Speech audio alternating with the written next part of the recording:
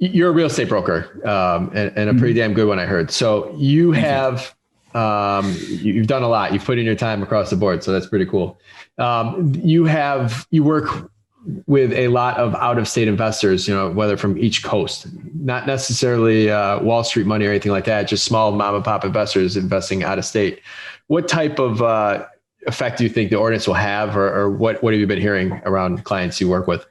Yeah, absolutely. So we have been seeing an influx of coastal money or out-of-state money in general, but mostly coastal, whether it's coming from New York and not necessarily Wall Street guys, and certainly a lot from the West Coast, from California through Oregon and up to the state of Washington, mainly because they're seeing the cap rates compress. So they're looking at Chicago as a very stable market, stable economy.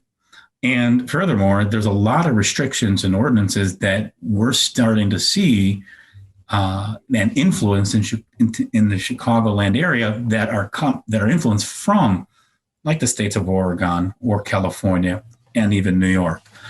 So a lot of those investors are getting out of there because not only that Chicago is a stable market as an investment perspective, but also as a management perspective, where they're not restricted. There's a bit of a two-way street with landlords and tenants. However, with these ordinances, there is no two-way street. There is no two-way street.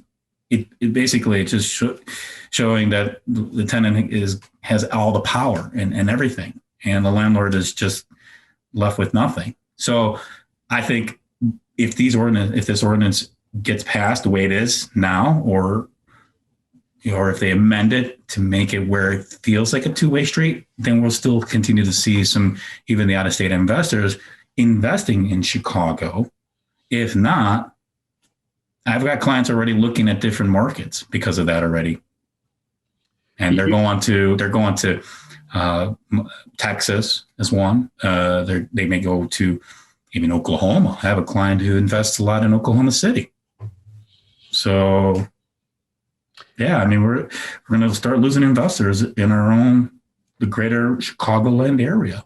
I've seen an uptick in investors just looking over the border in Indiana, even though they've always shied away from it, invested here. Now, after a decade or two, they're now all of a sudden asking questions. I'm like, hey, how's it over there? So I know personally I'm seeing that. So